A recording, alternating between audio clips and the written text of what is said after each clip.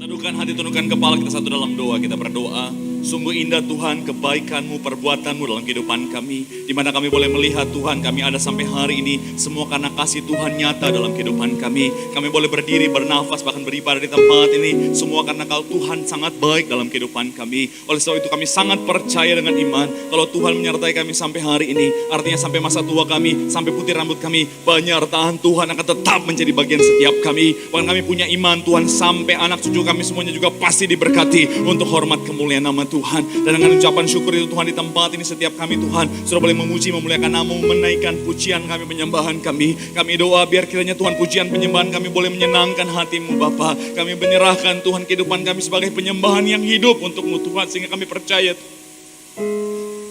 ketika pujian kami, penyembahan kami menyenangkan hati-Mu, hadirat Tuhan pasti dicurahkan. Dan kami percaya dalam hadirat Tuhan pasti ada pemulihan, ada mujizat, ada kesembuhan yang kami terima Tuhan. Oleh sebab itu Tuhan, siapapun yang sakit Kau sembuhkan, yang terikat Tuhan berikan kelepasan, pada kemenangan yang Tuhan nyatakan dalam kehidupan kami Tuhan. Tiba saatnya kami siap, kami rindu Tuhan untuk lebih lagi diberkati melalui kebenaran firman-Mu. Doa kami Tuhan, jamah, ubahkan hati kami Tuhan. Berikan kami hati sebagai hamba yang mau untuk diajar. Agar ketika benih firman Tuhan ditabur, benih firman boleh bertumbuh berakar dan berbuah kemanapun kami melangkah. Cahaya Tuhan, image Tuhan boleh terpancar melalui kehidupan kami. Kami juga doa hamba-Mu yang Kau percayakan saat sore malam hari menyampaikan firman-Mu. Kami doa urapan-Mu mengalir, sucikan, layakkan, tutup bungkus di balik kaki salib-Mu. Jika ada dosa mohon ampun Tuhan. Jika kelemahan tubuh Tuhan, Kau yang berikan kekuatan. Hanya manusia biasa, penuh dengan keterbatasan, penuh dengan kekurangan. Tapi kami percaya dengan iman, walaupun hanya manusia biasa, ketika ada di tangan Tuhan, sanggup Tuhan ubahkan jadi luar biasa untuk menjadi saluran berkat buat setiap jemaat-Mu.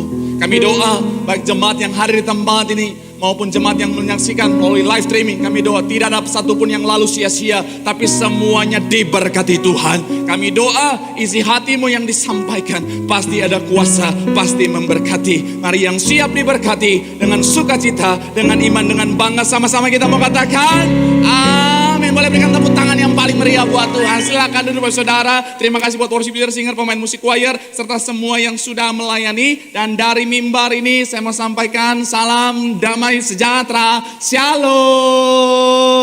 Sekali lagi shalom. Haleluya. Saya percaya dalam Tuhan ada sukacita. Amin. Walaupun tertutupi masker, boleh berikan senyuman, bilang sama kanan kirimu, mari bersukacita dalam Tuhan. Yuk minimal saudara, kiri kananmu rasakan sukacita Tuhan malam hari ini. Yang di rumah juga katakan sama kanan kirimu, mari bersukacita dalam Tuhan. Sebab sukacita Tuhan tercurah bagi setiap kita. Haleluya. Haleluya, terpuji nama Tuhan. Oke, senang bisa jumpa saudara malam hari ini. Makin hari makin semangat cari Tuhan. Saya percaya dengan iman saudara dan saya, kita semangat cari Tuhan. Kita pasti diberkati Tuhan. Sama-sama bilang sama saya, aku pasti diberkati Tuhan. Bilang kanan kirimu, kamu juga pasti diberkati Tuhan. Tepuk tangan yang paling meriah dulu buat Tuhan. Haleluya. Oke, yuk, yang bawa Alkitab kita mau angkat Alkitab kita. Yang bawa Alkitab juga boleh. Alkifon juga boleh. Yang gak bawa apa-apa, angkat tangan juga boleh. Pengakuan iman kita terhadap firman Tuhan. Dengan iman percaya, sama-sama katakan, dalam nama Tuhan Yesus, aku percaya Alkitab ini berisi firman Tuhan. Setiap kata kalimatnya sanggup memberkati aku. Dan hari ini aku pasti diubahkan, aku pasti dipulihkan. Dalam nama Tuhan, sama-sama kita katakan amin. Haleluya, terpuji nama Tuhan. Kita mau buka Alkitab kita saudara. Pembahasan kita atau ayat pembuka kita yang akan menjadi dasar hari ini adalah di Amsal 14 ayatnya yang ke-17. Amsal pasalnya yang ke-14 ayatnya yang ke-17. Jadi satu ayat saja saudara sebagai dasar pembahasan kita dan juga ayat pembuka kita sore malam hari ini. Amsal pasalnya yang ke-14 ayatnya yang ke-17. Haleluya, terpuji nama Tuhan. Yang sudah di sana boleh bilang haleluya. Haleluya. Yuk sama-sama kita mau baca Alkitab kita, Amsal pasal yang ke-14 ayatnya yang ke-17. Sama-sama 3 ya. Siapa lekas naik darah berlaku bodoh, tetapi apa? Sekali lagi 3 ya. Siapa lekas naik darah berlaku bodoh, tetapi orang yang bijaksana apa? Bersabar. Kalau saudara hadir di sesi saya minggu lalu, saudara saya bahas tentang, sedikit saya singgung tentang salah satu karakteristik murid Tuhan Yesus yang namanya Petrus, yang bahasa saya minggu lalu itu Indonesia banget gitu karakteristiknya. Maksudnya gimana? Petrus itu benar-benar menggambarkan orang Indonesia banget, pang darah tinggi saudara. Petrus itu benar-benar Orang Indonesia, orang Jakarta, campuran Ambon, Batak, Manado, Papua, campur glodok sedikit lagi. Waduh, memang itu, iya itu memang, panas saudara. Dikit-dikit emosi itu saudara. Itu ciri, memang nggak semua ya. Karena memang pada kenyataannya orang Indonesia seperti yang saya bilang, ada juga daerah-daerah tertentu yang punya kesabaran yang luar biasa saudara. Benar, ada orang-orang Indonesia yang sabarnya, kita ancukin jempol. Saya pernah dengar cerita orang Indonesia bagian itu, saya nggak usah sebut daerahnya. Itu kakinya aja udah keinjek saudara, dia diem. Udah sakit dia diem. Udah mau bengkak baru dia, permisi mas, kaki mas ada di atas kaki saya. Udah, itu sabarnya bukan main saudara. Coba kalau yang ada darah-darah Petrus itu saudara, udah, jangankan udah keinjak, baru mau keinjak aja, hehehe. Retakan ginjal kau. Nah begitu saudara. Saya mau bilang saudara. Nah saya mau bilang Petrus punya karakteristik yang namanya marah, pemarah saudara. Nah itu kenapa hari ini saya ingin bahas tentang yang namanya anger atau pemarah. Boleh munculkan di layar saudara. Tema khotbah kita hari ini, saya ingin bicara tentang yang namanya anger atau marah saudara. Sama-sama bilang sama saya marah. Waduh, memang saya pilih yang mukanya sangar gitu saudara. Marah saudara. Nah kalau bicara tentang marah, menurut Kamus Besar Bahasa Indonesia, saya mencatat di sini saudara, marah adalah perasaan tidak senang atau gusar saudara. Dan deskripsi yang lain bicara tentang apa? Bahwa emosi manusia yang merupakan respon dari atau atas kejadian atau keadaan. Sekali lagi, marah adalah merupakan emosi manusia yang merupakan respon dari kejadian atau keadaan. Artinya apa? Bisa kita ambil kesimpulan bahwa yang namanya marah itu sesuatu yang manusiawi saudara. Jadi namanya marah itu memang emosi yang ada pada manusia. Bahkan saya mau bilang saudara, Tuhan Yesus sekalipun dalam kemanusiaannya, Tuhan Yesus kan 100% Tuhan, tapi ketika dia ada di dunia, dia juga 100% manusia. Dalam kemanusiaannya itu, Tuhan Yesus pun pernah yang namanya marah. Terkenal sekali ayatnya, coba kita lihat Alkitab kita. Matius 21:12-13. Matius pasal yang ke-21 kita lihat. Ayat yang ke-12 sampai 13 ketika Tuhan di bait Allah. Coba kita lihat Alkitab kita. Matius pasal yang ke-21 ayat yang ke-12 sampai 13. Yuk, yang sudah di sana boleh bilang puji Tuhan. Yuk, sama-sama kita baca. 3 ya. Lalu Yesus masuk ke bait Allah dan apa? Mengusir semua orang yang berjual beli di halaman bait Allah. Ia apa? Membalikan, memang dia membalikan meja-meja penukar uang dan apa? Bangku-bangku pedagang. Tahan dulu di situ saudara. Sedikit saya mau kasih pengetahuan tentang Alkitab buat saudara. Munculkan ayatnya, nggak apa-apa. Nggak usah munculkan wajah saya, udah tembem. Jadi lihat aja. Ngapain lihat saya? Tidak usah. Lihat aja ayat.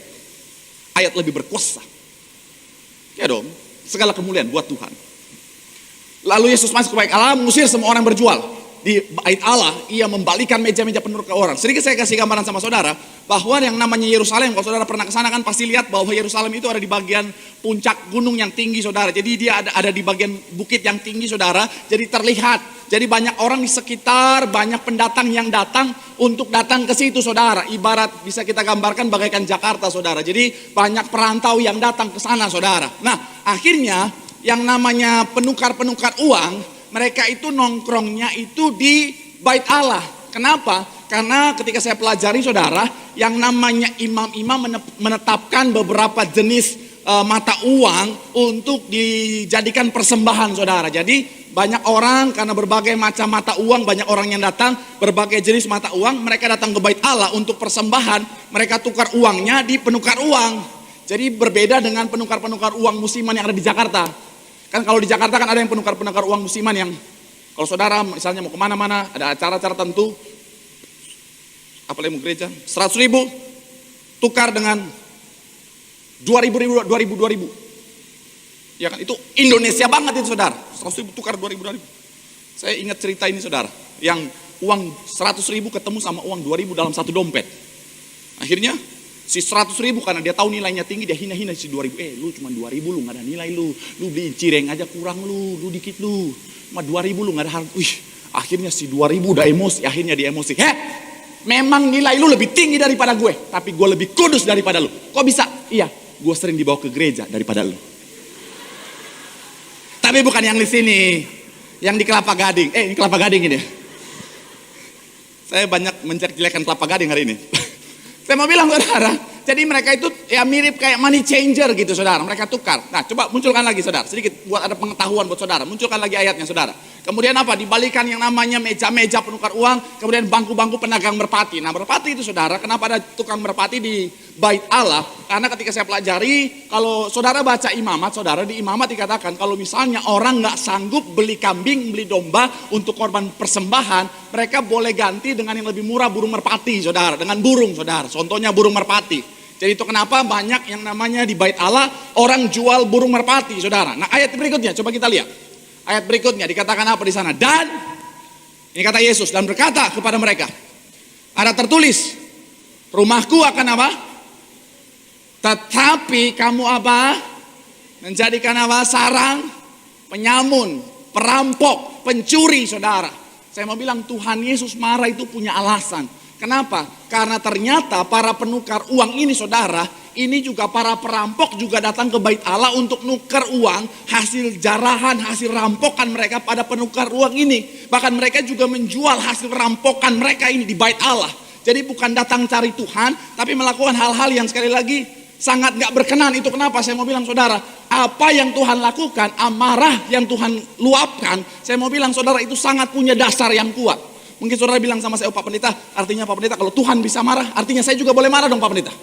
Saya selama ini bertahan-tahan, sepertinya Pak Pendeta marah itu sebuah hal yang tidak boleh dilakukan. Tapi ternyata Tuhan Yesus pun marah, artinya saya boleh marah dong Pak Pendeta. Sabar, jangan marah. Enggak, saya yang marah-marah tadi.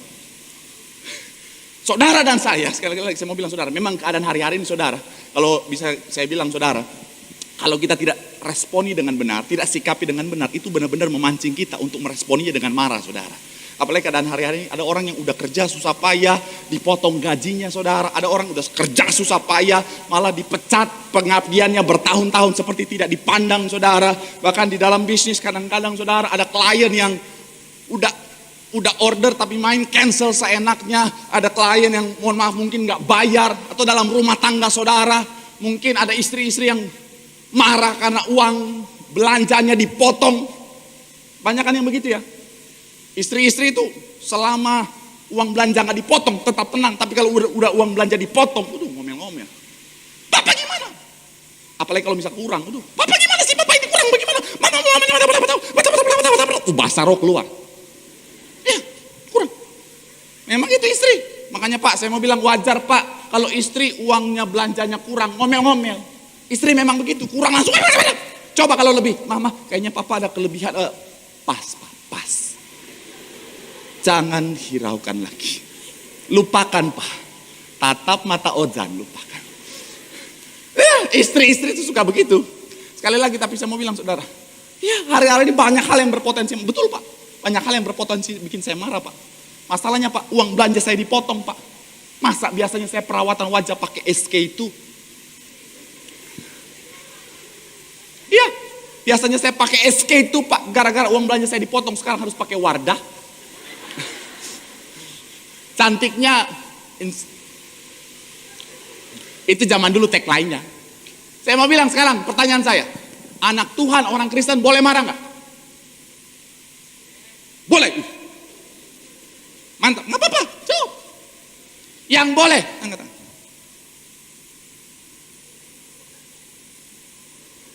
Tolong dong.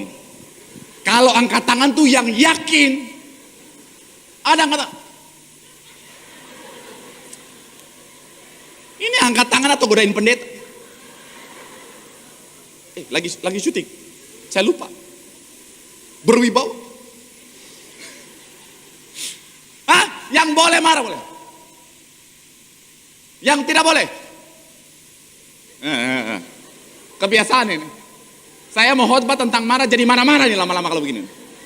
Tapi memang hari ini saya kepancing saudara. Dari tadi malam saya udah doa sama Tuhan mau ngomong Tuhan taruh tentang amarah ini saudara. Pagi-pagi saya punya tim 4. 2 kan saya karena lagi corona ya udah 2 yang saya ajak. Tadi pagi 2-duanya nggak bangun. Masa pendeta yang bangunin mereka? Dalam hati saya Tuhan, ujian di pagi hari ini baru mau mulai. Saya mau bilang saudara, anak Tuhan kita boleh marah, tetapi ada syaratnya. Kita lihat Alkitab kita, Efesus pasalnya yaitu yang ke-4 ayat 26 sampai 27. Kita lihat Alkitab kita, Efesus pasal yang ke-4 ayat 26 sampai yang ke-27. Coba kita lihat Alkitab kita, yuk. Efesus pasal 4 ayat 26 sampai 27 yang sudah di sana boleh bilang haleluya. Kita akan bahas perlahan saudara. Yuk sama-sama kita baca. 3, ya.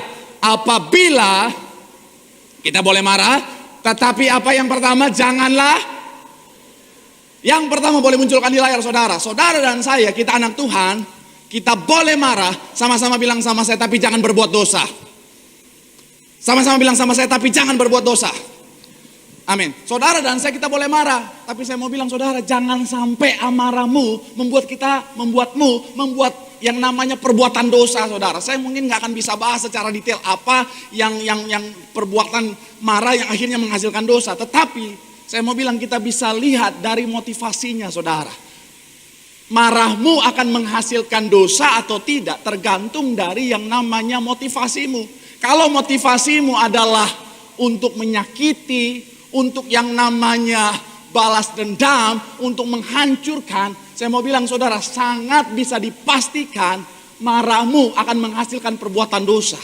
Mohon maaf ya, ada orang kadang-kadang saudara dia marah tapi karena motivasinya untuk yang namanya menyakiti, untuk menghancurkan, akhirnya kadang-kadang mulut kasarnya langsung keluar saudara, kebun binatang itu langsung muncul satu, ngeri. Tapi saya mau bilang, saudara kalau mau maki-maki orang dengan cara yang seperti orang dunia, kebun binatang yang banyak itu, tetapi tidak berdosa, langsung ngomong aja, kebun binatang. Tidak berdosa. Itu baru muncul. Saya nggak tahu ini hikmat sorgawi atau dari mana ini. Saya mau bilang saudara, kadang-kadang kenapa tujuannya ini menyakiti saudara. Bahkan ada istri-istri yang saya pernah lihat satu kisah saudara. Seorang istri sebenarnya dia nggak mau yang namanya selingkuh. Tapi karena suaminya selingkuh, dia marah sama suaminya. Dia ingin menyakiti suaminya. Dia balas, dia aplikasikan marahnya dengan apa? Selingkuh juga. Ada kan istri-istri gitu saudara, mohon maaf ya. Saking marahnya karena ingin menyakiti suami. Oh lu gitu ya, oke gua selingkuh juga. Lu selingkuh, gua selingkuh.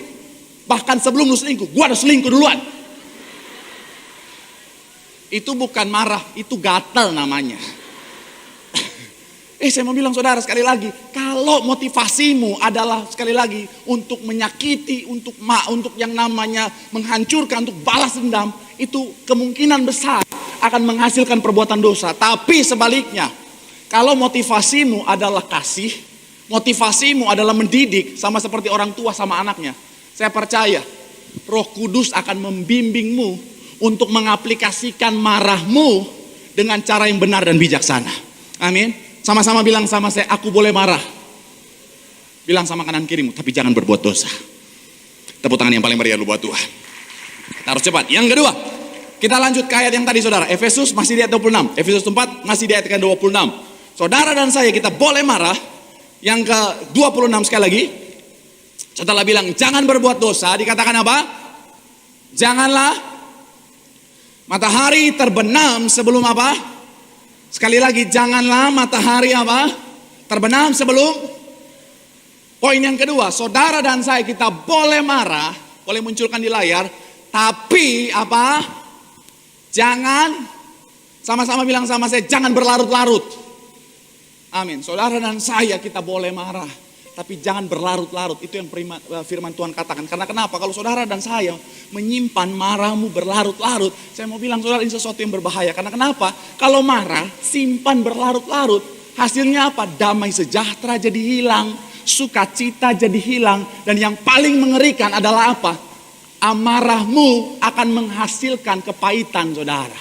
Kalau udah kepahitan, yang rugi siapa? Diri sendiri. Saudara kepahitan misalnya sama Ciyeyen misalnya.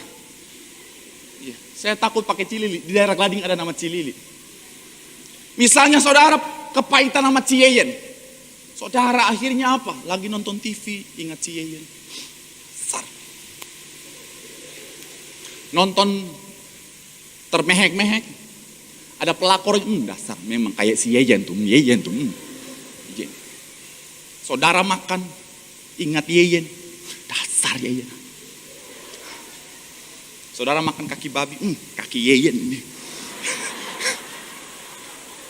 Kuhabiskan kau Yeyen. Enggak mau, iya. Saudara tidur, lagi tidur ingat Yeyen, nggak bisa tidur. Lihat suami udah kayak Yeyen. Akhirnya suami lagi tidur dicekak. Mama kira Yeyen. Akhirnya apa?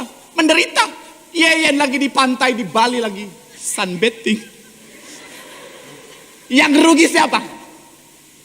Diri sendiri. Itu kenapa saya mau bilang, saudara, mohon maaf ya. Kalau udah ngaku anak Tuhan, udah rajin ke gereja, udah pakai kalung salib segede-gede gaban. Ya. Terus status Facebook dikit-dikit rohani. Status Facebook dikit-dikit ayat Alkitab. Kan kadang-kadang udah kayak ahli Taurat. Ya, ada loh. Ada orang Kristen udah kayak ahli Taurat isinya. Tuhan, ngeri. Tuhan. Dia udah lebih pendeta daripada pendeta. Ya. Tapi masih kepahitan, mohon maaf ya, mohon maaf banget. Dari mimbar ini dengan segala kerendahan hati. Itu bahasa Ibraninya. Kedengaran gak? Tolong nanti diedit, sensor ya. Sama-sama bilang apa? Oh. Ya loh, udah anak Tuhan masih kepahitan. Kenapa? Kalau kita kepahitan rugi sendiri. Itu kenapa saya mau bilang, jangan sampai amarahmu berlarut-larut jadi kepahitan, bikin rugi, bikin hancur diri sendiri. Lepaskan aja pengampunan. Pak Pendeta kalau ngomong gampang, Pak Pendeta. Pak Pendeta gak tahu, lepaskan pengampunan itu Pak Pendeta kira gampang. Pak Pendeta gak tahu apa yang diperbuat sama saya, udah keterlaluan Pak Pendeta. Yang dilakukan sama saya Pak Pendeta, yang kamu lakukan Rangga jahat. Udah kasih sinetron. Tapi saya mau bilang saudara gak rugi lepaskan pengampunan. Kenapa? Kau lepaskan pengampunan, kau melepaskan beban yang sebenarnya gak perlu kau pikul, saudara. Saya mau bilang hidup ini terlalu indah untuk kau bebani dengan apa? Beban yang gak perlu, kepahitan itu beban yang gak perlu, malah akan menghancurkan kehidupanmu. Cara yang terbaik untuk membalas, Marsial 5 ayat 7. Ya. Cara yang terbaik untuk membalas adalah apa? Lepaskanlah pengampunan dan bersukacitalah dalam Tuhan. Tepuk tangan yang paling meriah lu buat Tuhan. Saya pernah baca satu penelitian bilang begini, saudara. Waktu belajar yang paling ideal adalah sebelum tidur. Kenapa? Karena ketika kita belajar sebelum tidur, akhirnya pada saat kita tidur, memori kita akan sangat maksimal untuk menyimpan informasi yang kita pelajari sebelum tidur. Bangun pagi dan akhirnya bisa diingat dan dalam jangka waktu yang lebih lama. Tapi sayangnya saya mau bilang, begitupun dengan marah. Kalau saudara simpan marah berlarut-larut, saudara gak lupakan, saudara gak bereskan. Saya mau bilang saudara, marah itu pun akan tersimpan dalam memorimu. Apalagi buat ibu-ibu yang punya daya ingat akan kesalahan suami lebih daripada teman-teman sekutunya. Ini yang lebih bahaya. Ibu-ibu kan gitu ya. Kalau suami ada salah, ketika berantem, dosa di masa lalu bisa dia ungkit itu, saudara. Betul. Kenapa Pak? Jangan heran Pak. Nah, kalau saudara nggak lupakan, berlarut-larut, akhirnya apa? Sekali lagi bisa menghancurkan. Itu kenapa pesan saya. Sama-sama bilang sama saya, boleh marah. Bilang kanan kirimu, tapi jangan lama-lama. Tepuk tangan yang paling meriah lu buat Tuhan. Yang terakhir, sambil saya undang pemain musik, penpujian saudara. Bicara tentang marah, jangan lama-lama. Saya jadi ingat kesaksian Bapak Gembala Sidam bersama ibu saudara. Selama pelayanan mereka saudara, mereka mengalami yang namanya kekecewaan demi kekecewaan sebenarnya oleh orang-orang yang mereka percayai. Tapi hebatnya Bapak Gembala Sidam bersama ibu, mereka sama sekali gak menyimpan kepahitan. Mereka lepaskan pengampunan. Akhirnya apa? Mereka damai sejahtera, mereka sukacita. Pelayanan mereka diberkati Tuhan. Amin. Boleh berikan tepuk tangan sekali lagi yang paling meriah lu buat Tuhan. Yang ketiga, boleh munculkan ayatnya yang ke-27. Coba kita lihat ayat yang ke-27. Boleh munculkan ayatnya. Kita harus cepat hari ini saudara. Ayatnya yang ke-27. Yuk sama-sama kita baca Alkitab kita. 3 ayat. Dan sekali lagi 3 ayat. Dan janganlah beri kesempatan kepada iblis. Ayat yang terakhir boleh munculkan, poin yang terakhir. Boleh marah. Sama-sama bilang sama saya, tapi jangan beri kesempatan kepada iblis. Semangat, itu terakhir ini. Minggu lalu kan udah lemes-lemes. Kita tunjukkan kepada ribuan orang yang menyaksikan bahwa kita semangat. Nanti edit. Sekali lagi. Sama-sama bilang sama saya, jangan beri kesempatan pada iblis. Jemaat Kelapa Gading. Saya lagi promosi, saya mau bilang saudara dan saya kita boleh marah. Tapi saya mau bilang jangan beri kesempatan pada iblis. Karena kenapa? Coba kita buka Alkitab kita, ayat terakhir. 1 Petrus pasalnya yang ke-5 ayat 8. 1 Petrus 5 ayat 8, coba kita lihat Alkitab kita. 1 Petrus pasal yang ke-5 ayat 8. 3 ya. Sadarlah dan berjaga-jagalah. Lawanmu si iblis apa? Berjalan keliling sama seperti singa yang mengaum-ngaum dan mencari orang yang, sekali lagi 3 ya. Sadarlah dan berjaga-jagalah, lawan musuh iblis seperti berjalan apa? Dan dapat ditelannya. Saya mau bilang saudara dan saya, kita boleh marah, tapi jangan kasih kesempatan sama iblis. Karena kenapa? Iblis itu, saya mau bilang iblis itu tidak pernah lelah untuk pantau saudara. Iblis itu gak pernah lelah untuk memperhatikan saudara. Setiap detik, setiap waktu iblis lihat terus. Ketika saudara buka celah sedikit aja, wow, itu akan jadi kesempatannya untuk hancurkan kehidupanmu. Karena kenapa? Iblis pantau terus. Jangan saudara pikir, saudara di gereja, lagi pujian, lagi penyembahan, lagi dengar firman, terus iblis gak akan ganggu saudara. Terus iblis gak pantau saudara. Jangan salah, justru sebaliknya. Saudara anak Tuhan, saudara diberkati, wow, makin banyak iblis lihat, pantau saudara. Itu kenapa saya pernah bilang kan, lebih banyak iblis di mana? Di gereja apa di diskotik? Mana? Gereja. Yakin sekarang? Banyak iblis. Nyala kau iblis, Petrus ya. Betul, tapi betul. Iblis itu lebih banyak di gereja. Ngapain di diskotik? Udah iblis semua. Ada yang tadi malam habis dari diskotik, Tuhan Pak Pendeta, aku iblis. Bapak Ibu nonton. Berwibawa. Jadi. Saya mau bilang saudara, iblis pantau terus. Saudara itu kenapa kalau lagi di gereja, saudara sedikit aja buka celah, iblis langsung ganggu saudara. Saudara lagi dengar firman, iblis mulai ngomong, udah, ngapain lu dengerin dia? Dia gak cocok jadi pendeta, jadi boyband aja. Udah, dulu saya boyband tapi udah bertobat, puji Tuhan. Udah, ngapain lu? Udah, akhirnya apa? Keganggu konsentrasi. Iblis tuh pantau terus loh. Itu kenapa saya mau bilang hati-hati saudara. Saudara di gereja sekalipun iblis pantau terus. Itu kenapa saya mau bilang saudara. Misalnya begini, kalau saudara misalnya khawatir, itu kan saudara lagi buka celah sama iblis. Nah, ketika misalnya saudara khawatir, iblis akan masuk. Itu adalah akhirnya bikin saudara makin khawatir. Saudara lagi khawatir, Tuhan, bagaimana nih Pak Pendeta ya? Aku lihat di berita Pak Pendeta Amerika nanti mau ada pemilihan kemungkinan besar menurut para pengamat ekonomi Pak Pendeta. Nanti akan ada gangguan ekonomi Pak Pendeta. Aduh Pak Pendeta bagaimana ya Pak Pendeta ya? Soalnya Pak Pendeta waktu itu aja Pak Pendeta Amerika ada gangguan batuk-batuk sedikit Pak Pendeta, ekonominya Indonesia udah kejang-kejang Pak Pendeta. Bagaimana nih Pak Pendeta? Itu celah iblis langsung datang. Betul. Tolong jangan bayangin saya kayak iblis ya. Dosa. Iblis bilang, betul. Kau akan susah. Kau jadi miskin. Kau akan jadi rakyat jelata, Amira. Sorry, itu sinetron azab, salah. Salah adegan. Akhirnya apa? Saudara makin takut. Karena kenapa? Buka celah. Saudara misalnya lagi takut. Aduh Tuhan, bagaimana ya Tuhan? Sekarang suamiku udah kerja di lingkungan yang banyak wanita cantiknya. Dulu sih aku like a Barbie. Langsing. Dulu aku pinggangnya 29. Sekarang 97,5. Apakah suamiku masih mencintaiku? Aku takut Tuhan. Iblis datang. Udah tidak lagi. Dia sudah lihat yang langsing-langsing, mana mau dia yang kayak paus. Itu iblis yang ngomong, bukan saya, iblis ya. Akhirnya hasilnya makin takut lagi. Itu kenapa saya mau bilang ya, orang yang takut setan itu justru sering diganggu setan. Betul. Tolong kalau mau batuk dulu, jangan batuk sambil ketawa. Berwibawa. Iblis itu kalau orang takut setan, makin diganggu saudara. Saudara lihat kan orang takut setan, iblis main takutin dia terus. Saya pernah waktu itu memang malam-malam saudara, udah agak sekitar 1:30 malam saudara. Saya lagi jalan sendirian, tempatnya memang terkenal angker saudara. Saya Saya lagi jalan sendirian saudara. Tiba-tiba ada bayangan yang ikutin saya saudara. Akhirnya saya kaget, oh Tuhan. Saya jalan lebih cepat.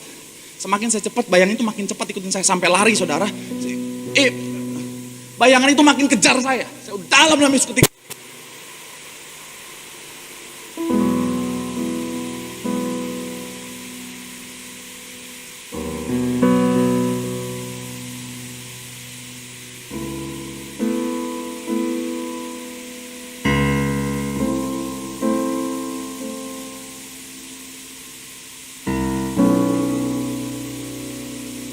Seremnya, kagetnya, persis begitu. Ini lagi cerita serem nih. Yang serem.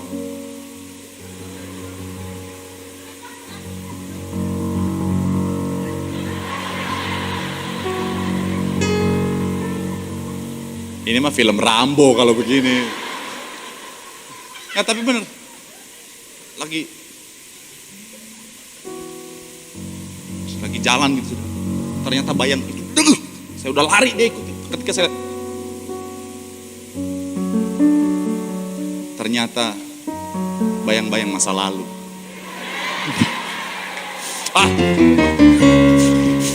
Terlalu serius, kayak baru kenal aja.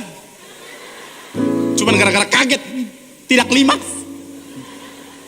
Tapi saya mau bilang saudara, ya betul. Iblis itu bisa manfaatkan saudara, ketika saudara marah, kalau nggak respon dengan benar bisa bahaya. Iblis bisa manfaatkan jadi celah untuk apa? Hancurkan kehidupanmu. Sebelum saya tutup khotbah saya pernah cerita saudara, sudah pernah dengar ceritanya, kisah tentang seorang anak kecil namanya Dita, umur 3,5 tahun saudara. Seorang gadis kecil tinggal di Jakarta.